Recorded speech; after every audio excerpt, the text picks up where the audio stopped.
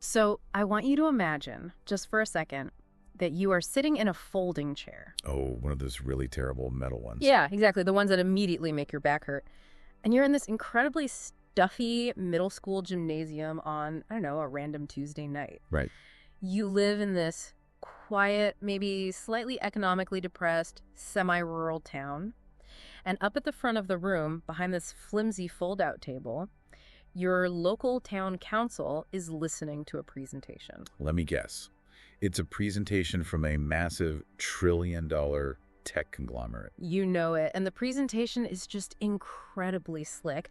I mean, we're talking beautiful renders, charts going up and to the right. They want to build this sprawling million-square-foot data center right on the edge of your town. Which is a huge footprint for a small town. Huge. But they aren't just asking for land. They are asking for massive property tax abatements for the next, 20 years.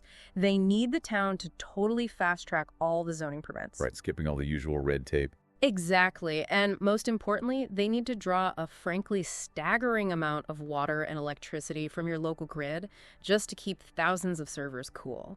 And, I mean, in return for giving up all those local resources and giving up all that tax revenue, the pitch they make is always exactly the same. They promise a rising tide. Rising tide, exactly.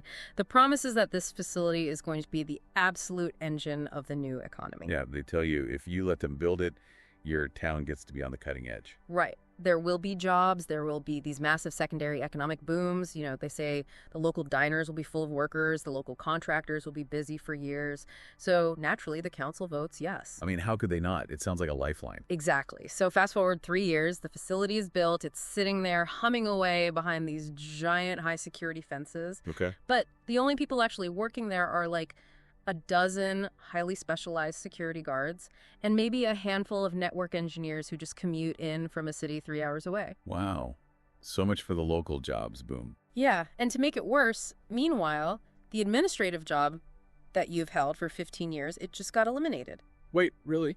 Yep, because the software being trained in that very same data center in your town can now do your entire job for $20 a month. Man, that's brutal. It is, and that right there, that incredibly jarring disconnect between the promise we were sold and the reality we are living in, that is exactly what we are digging into today. It's honestly the defining paradox of this entire decade. I mean, we are looking at a situation where technology is doing exactly what it was engineered to do on a technical level, right? But it's generating massive cognitive productivity. Exactly. But the societal outcome is the exact opposite of what was advertised to us. Yeah. We are basically watching the social contract fracture in real time. We really are. And I want to set a very clear expectation for you, the listener, right out of the gate here. Yeah, this is important. Normally, when we do a deep dive, we look at a problem, we analyze all the data, and we wrap it up with a relatively neat conclusion. A nice little takeaway you can put in your pocket. Right. But not today. Today's journey is going to be completely different. There are no neat bows here. Not at all. There are no definitive conclusions, and frankly, anyone who tells you they have the absolute final answer to the economic shift we are undergoing right now, they are trying to sell you something. Oh, 100%. Our mission today is pure, open exploration. We are just trying to find better questions, maybe look at things from some different angles, and really examine the machinery of this seismic shift that is happening right under our feet. Which honestly is often the most valuable kind of analysis. When you are inside a historical transition, like right in the middle of it, the worst thing you can do is lock onto a definitive answer too early. Because the ground is still moving. Exactly. You have to stay hyper-observant. You can't just declare the game is over when we're only in the second inning. Right. Okay, let's unpack this. Our foundation for this open exploration today is this singular, incredibly dense piece of analysis. It is a heavy read, for sure. It really is. It's an excerpt from a broader geopolitical and economic framework, and it's titled The Game of AI, A View from the East Part 5A. Quite the title. Yeah, but we are zeroing in on one very specific section of it today. The author titles this section, Priority 4, The Broken Social Contract, When Cognition Gets Cheap and the Middle Gets Hollow.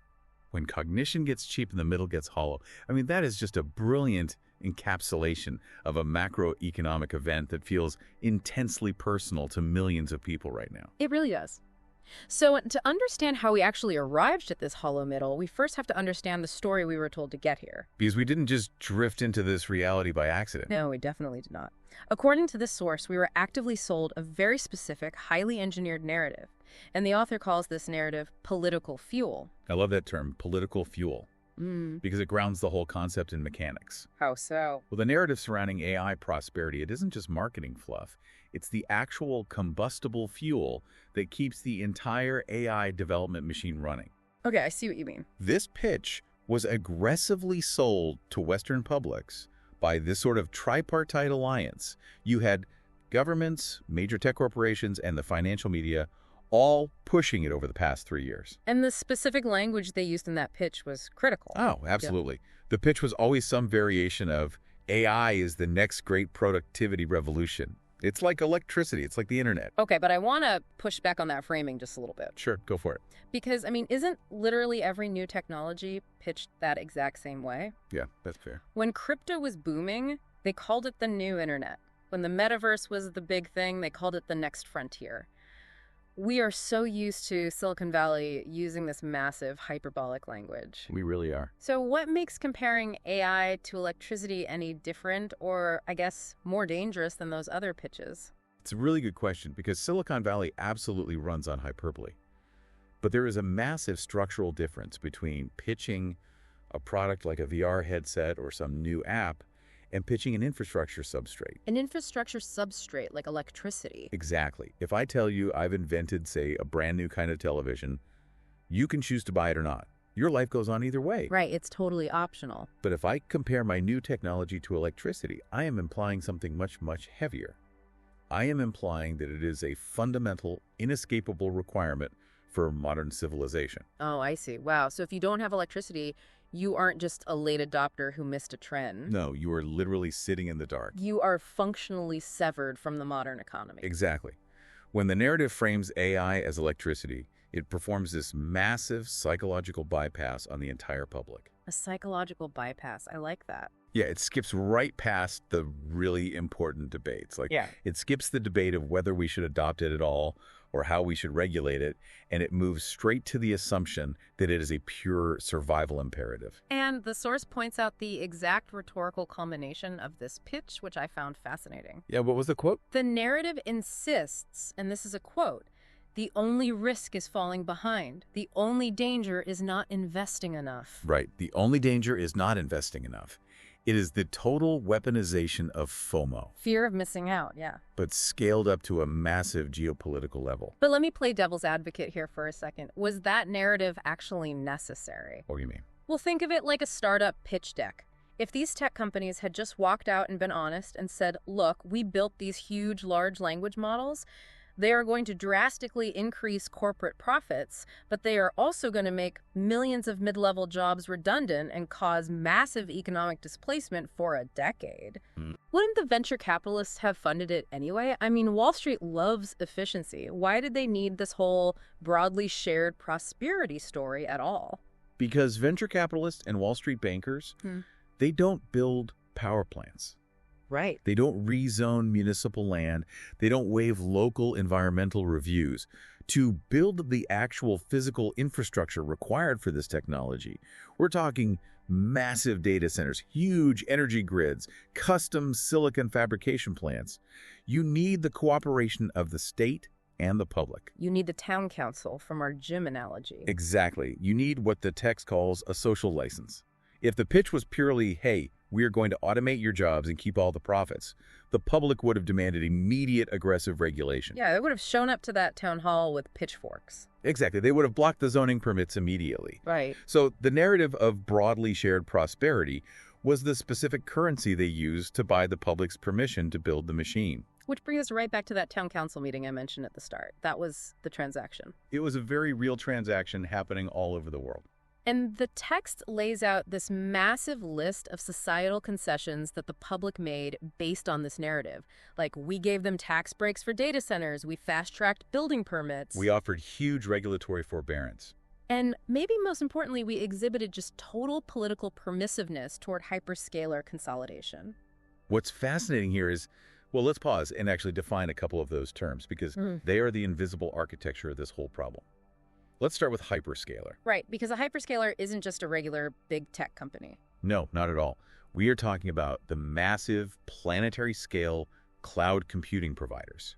Companies like Amazon Web Services, Microsoft Azure, Google Cloud. They operate data centers at a scale that is almost incomprehensible to a normal person, right? Completely incomprehensible. They provide the massive amounts of compute power needed to actually train and run these advanced AI models. And compute power simply means the raw mathematical processing capability of thousands of these specialized microchips all working in unison.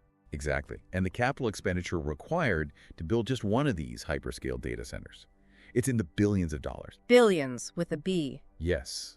So when the text talks about hyperscaler consolidation, it means that the barrier to entry is so insanely high that only 3 or 4 companies on the entire planet can actually afford to build the foundation of this new economy. And we, the public, through our elected regulatory agencies, we just watched them consolidate all this incredible power and basically said, sure, go ahead. We just let it happen. We didn't break them up. We didn't hit them with aggressive antitrust lawsuits early on like we might have in the past. That is the regulatory forbearance the author mentions. Right. We looked the other way on monopolies, and we looked the other way on these massive speculative financial bubbles because the promised payoff, that rising tide, was so incredibly high. I think we need to make something really clear here, though, for everyone listening. Yeah, absolutely. We are not taking a political stance on whether tax breaks for corporations or deregulation are inherently good or bad things. No, not at all. That's a completely different debate. We are purely analyzing the exchange here. Society traded these very real things,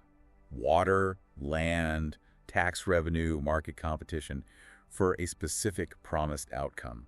But here's where this text takes a really fascinating pivot, in my opinion. Because the usual critique of Silicon Valley when something goes wrong is that their products are just vaporware. Right. That it's all a scam, like Theranos or something. Exactly.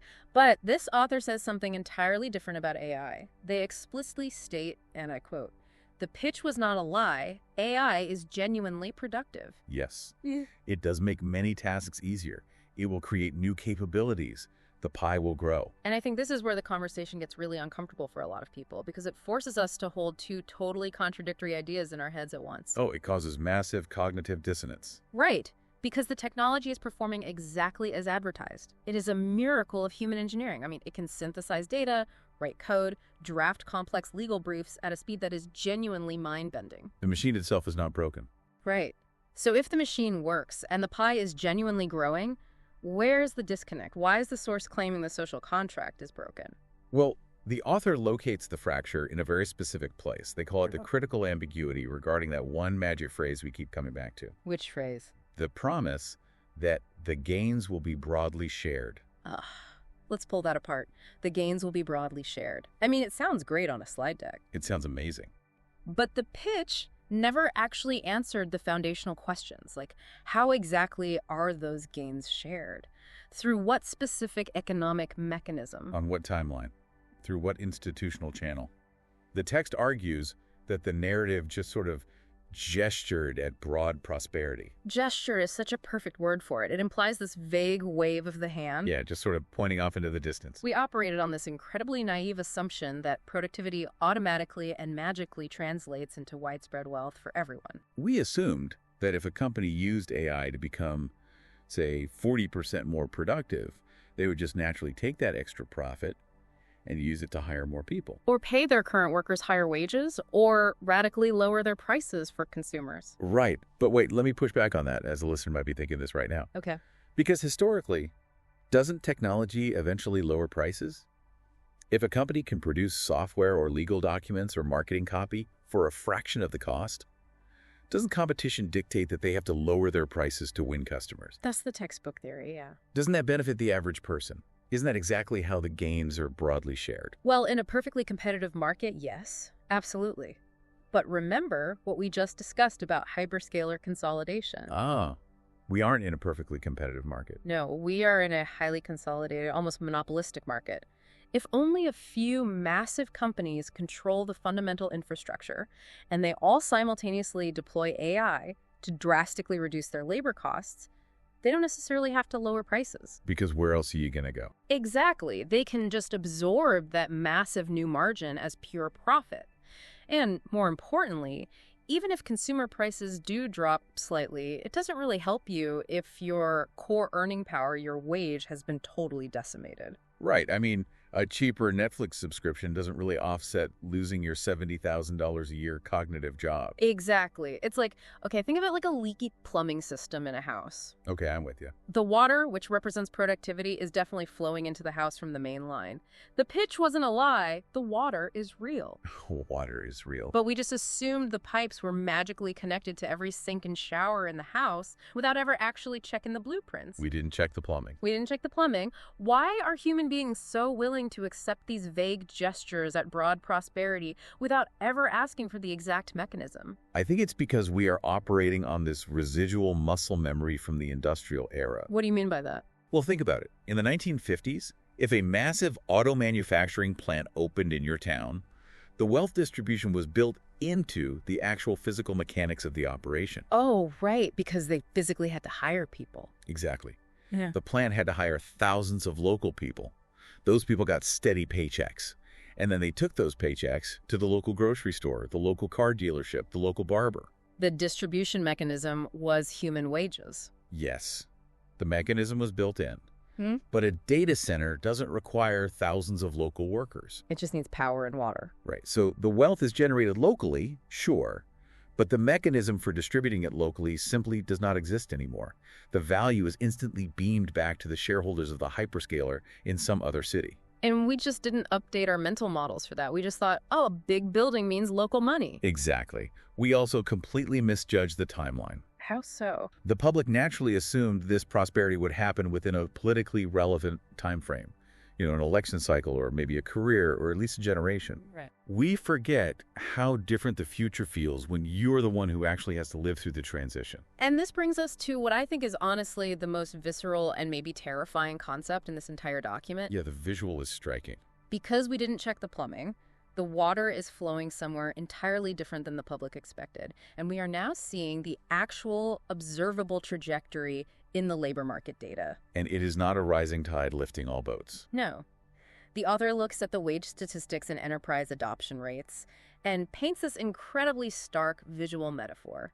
They say we're seeing a, and this is a quote, narrow column of enormous gains surrounded by a broad plane of compression for everyone else. Let's really just sit with that visual for a second. A broad plane of compression. It's heavy. It is. If you are standing on a vast plane and the atmosphere itself is compressing you, just pressing down on you from above, Yeah. what does that actually look like in the real world? Well, let's put a face to it. Let's invent a persona right now to make this concrete. Okay, let's do it. Let's call him David. Okay, David. David is 40 years old. He went to a good university, got a degree in communications, and he works as a mid-level analyst and copywriter at a regional marketing firm. Very typical middle-class setup. Exactly. He makes, let's say, $85,000 a year. He has a mortgage, he has 2 kids. For his entire life, the societal advice he received was, go to school, work with your mind, not your back. White-collar cognitive work is the safe, lucrative path.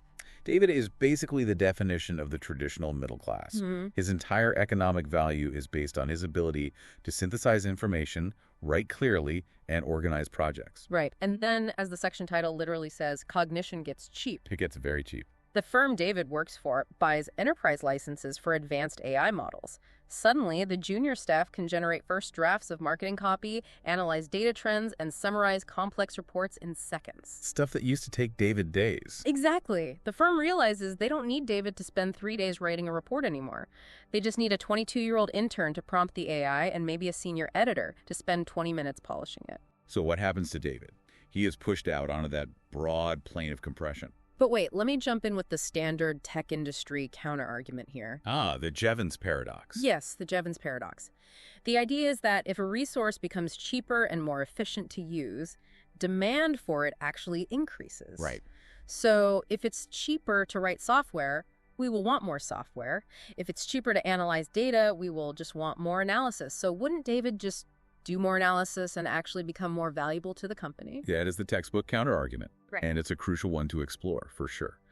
But here is the major flaw in applying the Jevons paradox to this specific moment in time. What's the flaw? It completely ignores the marginal cost of the new labor. Okay, explain that. Well, in the past, if demand for data analysis went up 500%, you still had to hire more human beings to do it, because a human can still only work 40 hours a week no matter how efficient their tools are. Right, David still needs to sleep. Exactly. But with an LLM, a large language model, the marginal cost of generating a second report or a thousandth report is essentially zero. It's literally just server compute time. Yes, it's fractions of a penny. So yes, the firm's demand for analysis vastly increases, but they don't need to hire David to do it. The machine scales infinitely. David does not. Wow. Which means David's specific cognitive skills are suddenly completely commoditized. He is competing against an API that never sleeps and costs almost nothing. So even if he manages to keep his job, his wages are going to stagnate. He has absolutely zero leverage to ask for a raise. None. His standard of living is compressed. And the terrifying thing is, he is not alone out there on the plane. It's happening to paralegals, entry-level coders, HR administrators, translators. The entire middle is getting hollowed out. And while millions of Davids are out on the plane being compressed, we have to ask, who is standing in the narrow column of enormous gains? The text is very specific about this, too. It's obviously the owners of the AI infrastructure, the venture capitalists, the shareholders. The people who own the capital. Right. But it also mentions a very specific subset of labor. It calls them a small set of highly skilled workers who are leveraging AI to multiply their output. This is the 10x engineer concept taken to its absolute extreme. What does that look like in practice? Well, if you have one incredibly highly skilled systems architect who deeply understands how to prompt, chain, and orchestrate these AI agents together, they aren't just doing the work of 2 people anymore. They're doing the work of a 50-person department. Oh, wow. They essentially become the orchestrator of an entire army of digital workers. And because they hold the keys to all that output, that one person commands an enormous premium. They are making $500,000 a year, sitting comfortably in that narrow column of gains. While the other 49 people who used to make up that department are pushed out onto the plane. Exactly. The traditional relationship between labor headcount and corporate output is just entirely broken now. It really is. A company can achieve record profits and record productivity while actively shrinking its workforce. That is the exact opposite of the 20th century economic model we all grew up trusting. It's completely upside down. Which brings us to the next massive problem this source highlights, and it's a structural one. The velocity mismatch. Yes. Let's say David gets laid off. The traditional optimistic narrative always says, don't worry, technology destroys jobs, sure, but it always creates new ones. David just needs to retrain for the jobs of the future. Learn to code. Right. Exactly. But the author points out this devastating velocity mismatch between displacement and retraining. If we connect this to the bigger picture, we really need to analyze this velocity mismatch deeply, because it is arguably the most brutal part of the transition. Let's break it down. The text notes 2 distinct failures here. First, the new jobs being created are just fewer in absolute numbers than the jobs being displaced. Right, like we said earlier. You don't need 1 million prompt engineers to replace 1 million copywriters. You might only need 10,000. Exactly. But even if we assume new, entirely unimaginable industries will eventually spring up, which historically they probably will over the next 20 years. There is still the second failure. The pace. The destruction of the old jobs is happening at digital speed. Overnight, basically. Yeah. A company can deploy an AI enterprise solution globally across all its offices overnight. The displacement of workers is immediate. But the creation of new industries and the retraining of actual humans to work in them happens at analog, biological speed. Let's use an analogy here to really picture this. Think about laying train tracks. Okay, train tracks. Historically, technological disruption was like building a railroad across the country. Yes, it disrupted things. It eventually displaced all the stagecoach drivers. Sure. But you could only build the physical tracks a few miles a day. The stagecoach drivers saw the train coming from 100 miles away. They had warning. They had years to figure out a new trade. They could maybe open a saloon in the new railroad town or learn to operate the telegraph. The disruption moved at a pace that human society could actually absorb. I see. But what we are experiencing now is basically like society is on a treadmill that suddenly sped up to sprint speed, but the retraining button is stuck on a slow walk. That's a great way to put it. Or, sticking with your train analogy, it's like trying to lay tracks while the train is already moving, except the train is accelerating to Mach 5. Right. By the time society recognizes a brand new job category, let's just invent one. Let's say AI ethics compliance officer. Okay, good example. So society recognizes the need. Then universities have to spend 2 years designing a curriculum for it. And then David spends 2 years taking out student loans and studying for that degree. Exactly. But by the time he graduates 4 years later, the AI models have already advanced 3 generations and can likely perform the compliance checks themselves. Oh, man. So is retraining even a viable concept if the target, what we need to be trained for, is moving faster than the curriculum can even be written? The concept of retraining fundamentally assumes a static future state. It assumes we are moving from paradigm A to paradigm B, and we just need to teach people how to work in paradigm B. But we aren't moving to a new static state. No, we are entering a state of constant accelerating transition. Paradigm B is obsolete before we even get there. So, practically speaking, what does a mid-career transition look like for someone like David who is stuck on the broad plane? It's bleak. If cognitive work is suddenly cheap and he just physically cannot outpace the AI in learning new digital skills, where does he go? Does he drop down into physical manual labor that robots can't do yet? Like, does he become a plumber or an electrician or go into elder care? Economically speaking, that is the most likely release valve, yes. The physical world remains incredibly difficult to automate. But think about the socioeconomic impact of that at scale. Oh, it's massive. If millions of former white-collar workers are suddenly forced into the physical trades, you are going to absolutely flood the labor supply in those markets. Which naturally drives down wages for the existing plumbers and electricians. Exactly. And from a broader societal status perspective, it represents a massive collective downward mobility for the middle class. And there is a deeply, deeply personal gap here that macroeconomic data just completely ignores. Yeah, the data just looks at aggregate trends. Right. Let's say David's job gets displaced today. And let's be wildly, incredibly optimistic and say a brand new, highly lucrative industry will emerge in exactly 5 years. Okay, best case scenario. And David will eventually find a great job there. How does David, a human being with biological and financial needs, survive that 5-year gap? He can't. That 5-year gap is a canyon. It is a canyon. You can't just put a pause on your mortgage. No. You can't look at your children and say, hey, kids, the macroeconomy is going through a transitional phase of structural destruction, so we're just going to stop eating until the new industries form. Exactly. The promised prosperity might arrive, eventually, maybe, but the individual citizen simply cannot hold their breath for a decade. They will drown. And this canyon, this deeply personal gap experienced simultaneously by millions of Davids all over the country, is exactly where the economic reality slams violently into the political reality. Which brings us to the final and honestly structurally most explosive dynamic the source outlines. The time horizon collision. Yes, because David isn't just an economic unit on a spreadsheet. David is a voter. David is a voter. Yeah. And this personal economic compression scales up to create a massive structural crisis for how our entire society is governed. Let's get into the mechanics of this because the author provides this incredibly stark, very impartial analysis of it. And again, we need to emphasize we are looking purely at the mechanics of democratic systems globally here. Right, this is not a partisan point about any specific left-wing or right-wing government in any specific country. Not at all. We are impartially analyzing the structural clash between voting cycles and economic realities. So lay out the clash for us. Okay, democratic political systems are engineered for a very specific, inflexible time horizon. Democracies are built to be accountable and responsive on a 2 to 4 year cycle. The election cycle. Exactly. If you are a politician and you want to stay in power, you have to prove to the voters that their lives have tangibly improved since the last time they voted. So the system is fundamentally designed to reward visible improvement. Visible improvement and broad-based prosperity that voters can actually feel in their paychecks and see in their local communities. But the technological transition we're undergoing, this shift to an AI economy, operates on, what, a 10 to 20-year horizon? At least.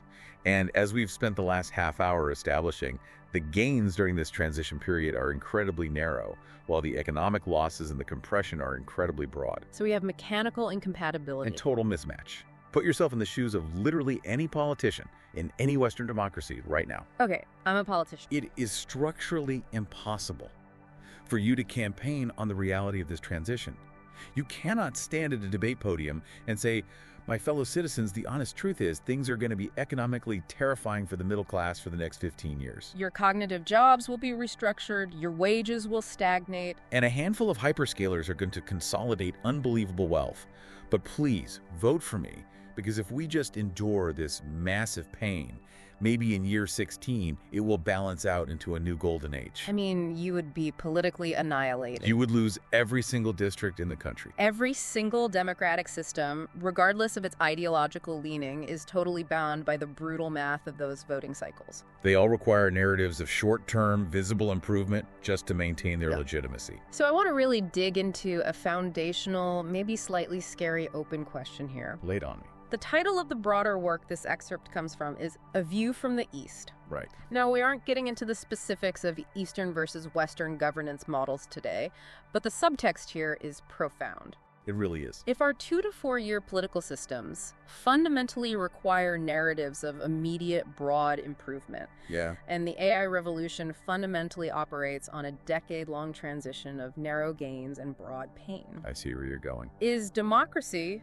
as an institution fundamentally ill-equipped to handle the AI revolution? That is the exact friction point the author is highlighting. Because it feels like a system with longer, unaccountable time horizons might have a structural advantage in absorbing this kind of massive economic shock. It's a really unsettling thought. What happens when the immovable object of democratic accountability meets the unstoppable force of digital economic disruption? Something has to break. Exactly. When politicians simply cannot deliver the short-term prosperity the system demands because the macroeconomic structure has been fundamentally altered, the narrative breaks. When the promise of everyone will be better off violently meets the reality of the shareholders are better off and your job got restructured. That is the precise moment the social contract officially snaps.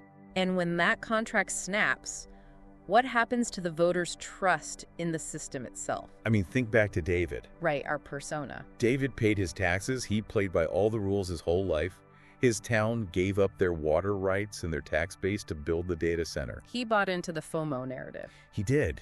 And when he realizes his reward for all of that cooperation was just being pushed out onto the broad plane of compression, his trust completely evaporates. Not just trust in the technology companies either. No, trust in the political establishment that brokered the deal in the first place. Right, because if you feel like the system sold your future to build a machine that fundamentally doesn't benefit you, you don't just quietly accept it. No, people push back. You start looking for whoever promises to throw a wrench into the machine. You start voting for extreme disruption. And this loss of trust isn't just some abstract political science concept. The author concludes the section with this chilling observation. What's the quote? They say, the political consequences are severe, and they feed back into everything else. They feed back into everything else. Wow! Yeah. That brings us full circle, right back to the very first concept we discussed today. The political fuel. Yes. Yeah. We established earlier that public goodwill, tax breaks, fast-tracked permits, and the lack of heavy regulation, that social license is the literal fuel that allows the AI infrastructure to be built at all. Because the physical expansion of AI requires massive, continuous cooperation from local municipalities, state regulators, and federal governments. It requires land, immense amounts of energy, and massive public capital investments. So if the AI machine runs on political fuel, And the broad plane of workers realizes they're being compressed specifically to generate that fuel. here is a final, very provocative thought for everyone listening to mull over on their own. Yeah, let's leave them with something big. What happens to the AI industry when that political fuel suddenly combusts? Oh, wow. It is the ultimate vulnerability of the entire tech ecosystem. What happens if the public simply says, no more? What does that look like practically, though? Well, it looks like local town councils suddenly rejecting every single zoning permit for new data centers. Right. It looks like politicians, desperate to channel voter anger, passing aggressive windfall taxes on compute power. Or it looks like massive blunt force antitrust actions designed to just shatter the hyperscalers simply because voters demand someone be punished for the hollowing out of the middle class. Exactly. The AI industry might possess the most technically brilliant productive software in the history of humanity. It's a miracle of engineering. It is. But its physical body, its servers, its power grids, its supply chains exist entirely at the mercy of the social license granted by the public. If the industry hollows out the middle too quickly, the middle might just vote to pull the plug on the physical infrastructure. They hold the physical power. And the incredible irony is, the technology wouldn't fail because the code was bad. It would fail because the social contract required to house it was broken. It's a sobering thought. It really is. Which leaves us exactly where we promised we would be when we started this deep dive today. We have no neat bows for you. No neat bows, no definitive solutions to offer you, just a much murkier, vastly more complicated landscape to navigate. But our goal was to find better questions and to observe this transition from a different angle. And I think examining the massive gap between the promise narrative and the structural reality of the hollow middle provides exactly that. It really changes everything about how you consume the news. I totally agree. Well, I want to thank you, the listener, for joining us on this open exploration today. It's been a great deep dive. Over the next few weeks, you are going to see a flood of headlines about AI. You'll see massive new valuations, announcements of faster models, and tech CEOs promising revolutionary productivity. It's inevitable. When you read those headlines, I really encourage you to look at them through the lens we built today. Ask yourself, who exactly is standing in the narrow column of enormous gains? And who is being pushed out onto the broad plane of compression? Because if we only look at the sheer technological brilliance of the machine, we miss the most important part of the story. The deeply human, highly volatile social contract that actually powers it. Keep questioning the narrative, and we will catch you on the next deep dive.